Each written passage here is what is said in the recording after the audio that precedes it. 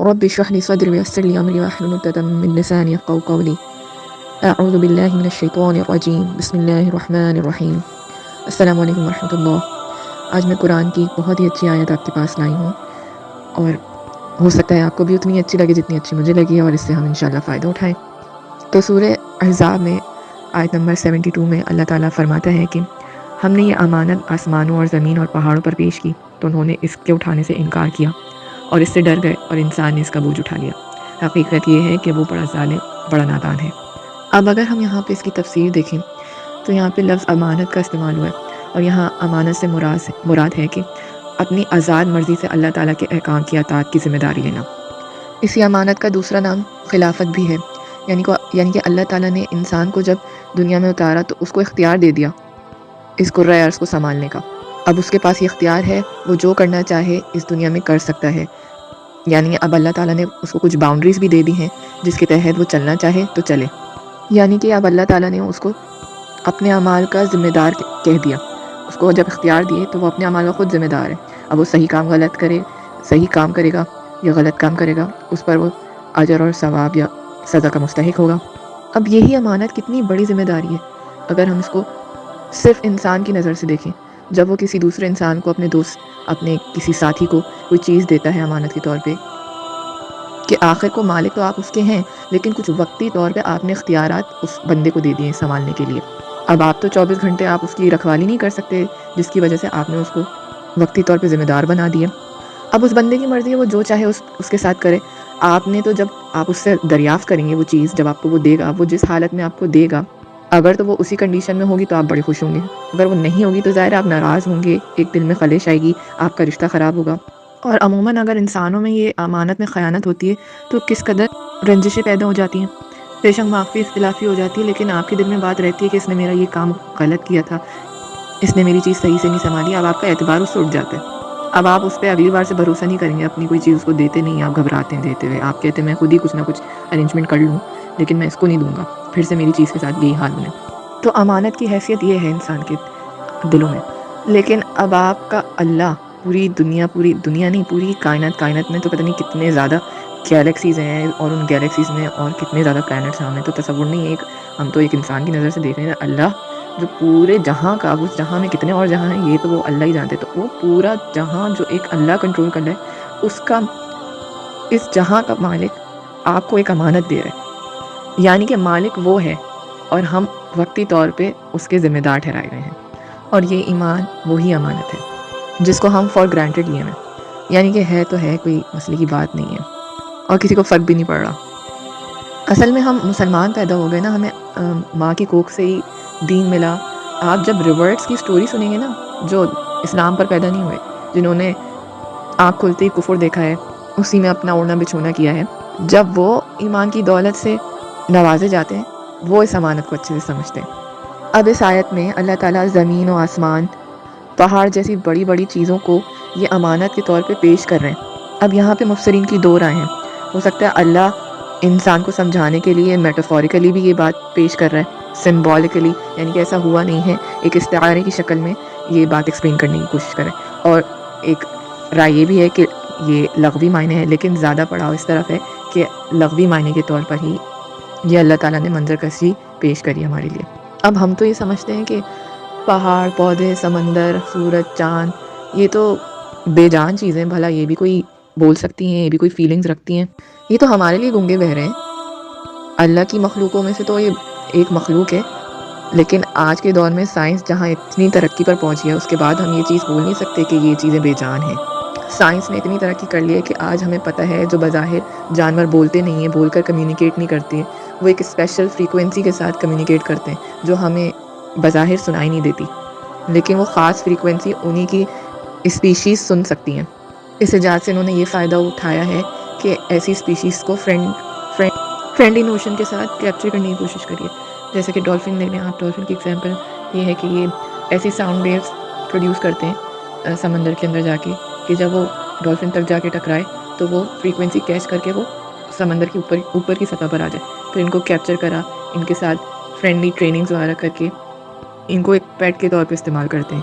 یہ شوز وغیرہ جو ہوتے ہیں یہ اسی بنیاد پر ہوتے ہیں کہ ان کی فریکوینسی کے ساتھ انہیں کنٹرول کیا جاتا ہے۔ اب ایک اور اگزامپل لے لیں جنات کی، جسے ویسٹ میں تو گھوسٹ کنسیڈر کیا جاتا ہے، جنات کو نہیں مانتے، وہ گھوسٹ کو مانتے ہیں۔ ان جنات کا بھی ہمیں احساس نہیں ہوتا کہ یہ ایگزسٹ کرتے ہیں ہمارے ساتھ، کیوں؟ کیونکہ ان کی ساؤنڈ ویوز بالکل الگ ہیں ان کمپیریو ٹو ہماری ساؤنڈ ویوز۔ لیکن آج کے دور میں سائنس نے اتنی ترقی کی ہے کہ ہمارے پاس ایسے آلات موجود ہیں، ایسی مشینز موجود ہیں، ایکوپمنٹس موجود ہیں جو ان کی فریکوینسی کیچ کر لیتے ہیں، جس سے اب یہ ویسٹ کے کلچر میں یہ عام ہے، یہ آلات استعمال ہوتے ہیں تاکہ یہ پتہ لگایا جا سکے کہ یہ گھوسٹ کہاں ایگزسٹ کرتی ہیں، یہ جنات کہاں ایگزسٹ کرتے ہیں۔ تو یقیناً آج کے دور میں ہم یہ نہیں کہہ سکتے کہ یہ پہاڑ، پودے، سورج، چاند، سمندر، ریت یہ بولتے نہیں ہیں، ان کی کوئی اپنی فیلنگز نہیں ہو سکتی۔ یہ تو ہمارے لیے گونگے بہرے ہیں، اللہ کے لیے تو نہیں ہے۔ اللہ کی تو یہ تخلیق ہے، اللہ تو ہر مخلوق سے کمیونیکیٹ کر سکتا ہے اور ہر مخلوق اللہ سے کمیونیکیٹ کر سکتی ہے۔ لیکن اس آیت سے یہ بات واضح ہو جاتی ہے کہ اس مخلوق نے اپنے لیے سمندر، پہاڑ، سورج، چاند بننا خود چوز کیا ہے، جس طرح سے ہم نے انسان بننا چوز کیا ہے۔ یہ وہی مخلوق تھی اللہ کی جو اس امانت کا بوجھ سمجھ گئی تھی۔ ظاہر ہے اب ایک ٹیچر آپ کو بولتی ہیں آپ نے میتھس کا اسائنمنٹ بھی کرنا ہے، اردو کا بھی کرنا ہے، انگلش کا بھی کرنا ہے، لیکن آپ نے اس بات کا خیال رکھنا ہے کہ لائن سے باہر آپ کی تحریر نہ جائے۔ اب کچھ اوور سمارٹ بچے ہوتے ہیں جو فوراً ہاتھ اٹھاتے ہیں اور والنٹیئر کرتے ہیں کہ جی مس ہم یہ کام کرنے کے لیے تیار ہیں۔ لیکن کچھ ایسے بچے ہوتے ہیں جن کو اندازہ ہوتا ہے کہ کتنا مشکل کام ہے، ہمارے پاس اور بھی پریشانیاں ہیں، ہم نے ٹیوشن بھی جانا ہے، مدرسے بھی جانا ہوگا، ہمیں باہر بھی کھیلنا ہوگا، اور پھر اسکول سے آ کے تھک بھی جائیں گے تو سوئیں گے بھی تھوڑی دیر۔ مطلب اتنا سارا کام اور اتنا شارٹ ٹائم ہے جس میں ہمیں بہت ساری ایکٹیویٹیز بھی کرنی ہے پورے دن میں، یہ کیسے پاسبل ہوگا؟ اتنے سارے سبجیکٹ، اور پھر یہ احتیاط بھی کرنی ہے کہ لائن سے باہر نہ جائے۔ ہم تو جلدی کے چکر میں جلدی کرنے کی کوشش کریں گے تو ظاہر ہے اس میں تو لائن سے باہر جائے گا۔ اور ٹیچر سزا سنا چکی ہیں کہ اگر یہ کام ایسے نہیں ہوا تو اس کی سزا بہت بڑی ہے، تو وہ بچہ کبھی بھی والنٹیئر نہیں کرے گا اس کام کے لیے کرنے کے لیے۔ اور ہم ایسے اوور سمارٹ بچوں کو یہی بولتے ہیں نا کہ پاگل ہے، بیوقوف ہے، اس نے کام لے لیا، خود تو مرے گا، ہمیں بھی مروائے گا اگر ٹیچر نے ہمیں بھی دے دیا اس کی ذمہ داری۔ تو اس کی ایگزامپل آپ یہی سمجھ لیں کہ اوور سمارٹ بچہ جو تھا وہ ہم انسان ہیں، جو ٹیچر کی نظروں میں اچھا بننے کے لیے، ایک عہدہ لینے کے لیے اس نے یہ اختیارات اپنے ہاتھ میں لیے، اس نے کہا کہ ہاں میں یہ کام کر کے دکھاؤں گا۔ اور جو معقول بچہ تھا وہ اس کام سے پیچھے رہا، اس نے بولا میری عزت اسی میں ہے کہ میں مایانہ روی اختیار کروں اور اپنی ٹیچر کی بھی گڈ بکس میں رہوں۔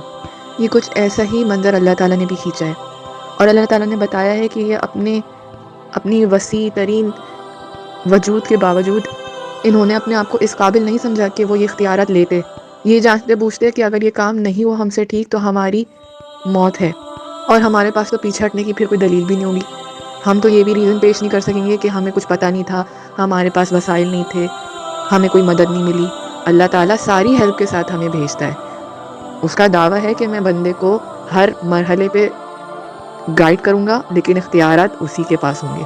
میں تو یہ آیت پڑھ کے اس سوچ میں پڑ گئی کہ واقعی پہاڑ جیسے بڑے بڑے وجود کی شے ایک طرف، اور ہم 4 فٹ 6 انچ کے آدمی ایک طرف، ہم نے اس بھاری امانت کا تقاضا کر لیا اور سوچ لیا کہ ہم اس پہ پورا اتر کے دکھائیں گے، جبکہ یہ پہاڑ اتنے بلند و پہاڑ، ہمالیہ جیسے پہاڑ، ماؤنٹ ایوریسٹ جیسے پہاڑ، ان کو پتہ تھا کہ ہمارا کیا حال ہونا ہے، اور انہوں نے یہ چیز ایکسیپٹ نہیں کری کہ ہم یہ بھاری امانت نہیں اٹھا سکتے اس کا بوجھ۔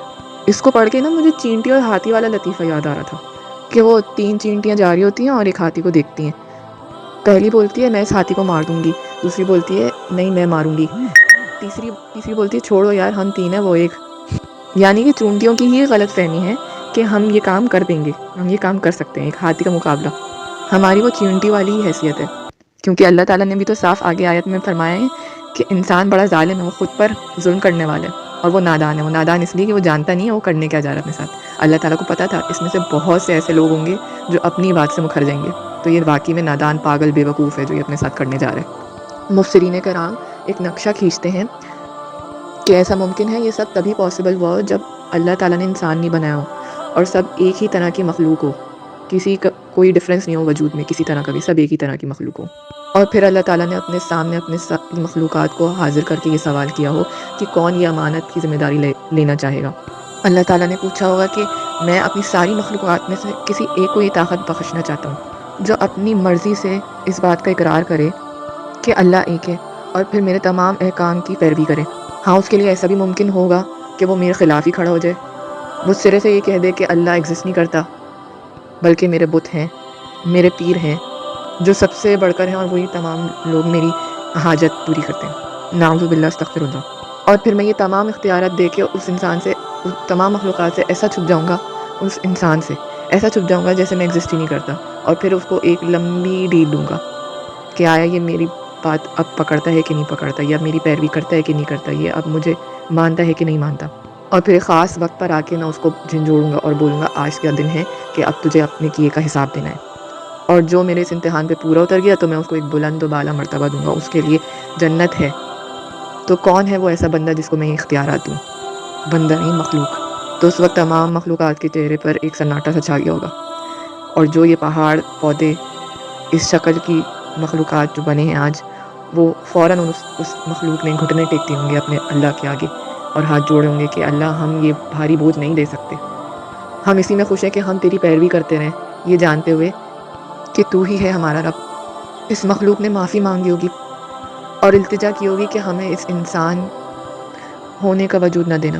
جہاں ایک طرف یہ مخلوق اپنے گھٹنے ٹیک کے نیچے بیٹھ گئی ہوگی، وہیں دوسری طرف سے ایک آواز آئی ہوگی جس نے یہ کلیم کیا ہوگا کہ یا اللہ ہم تیری یہ امانت کا ذمہ اٹھائیں گے، ہم تیرے بلند و بالا مرتبے پہ آئیں گے۔ اور یہ وہی انسان ہے جو آج اپنی امانت بھولا ہوا ہے۔ ہم وہی مخلوق ہیں جس کے ذمہ یہ بوجھ باندھا ہوا ہے، جس کو اللہ روز ڈیل دیتا ہے اور روز کہتا ہے کہ شاید آج میرا بندہ میری پیروی کرے، میرے راستے پہ چلنے کی کوشش کرے۔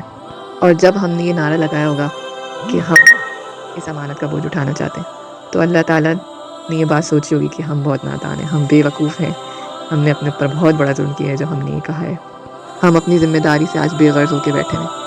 ہم نے آج اپنا طرز عمل یہ بنا لیا ہے کہ ہم مہنگے سے مہنگا جوڑا پہن کے جائیں گے، بال کھول کے، سنگار کر کے، خوب میک اپ کر کے، مکس گیدرنگز میں جائیں گے، نامحرم مردوں سے باتیں کریں گے، اپنے باڈی پارٹس ریویل کریں گے، ناچیں گے مکس گیدرنگز میں۔ یعنی ہم اپنی تباہی کا سامان خود کھود رہے ہیں۔ جہاں 3 عورتیں مل جائیں گی وہاں بیٹھ کے غیبت کریں گے، اور اپنے ساتھ نہ جانے کتنے لوگوں کو لے کے ڈوبیں گے۔ السلام علیکم ورحمۃ اللہ۔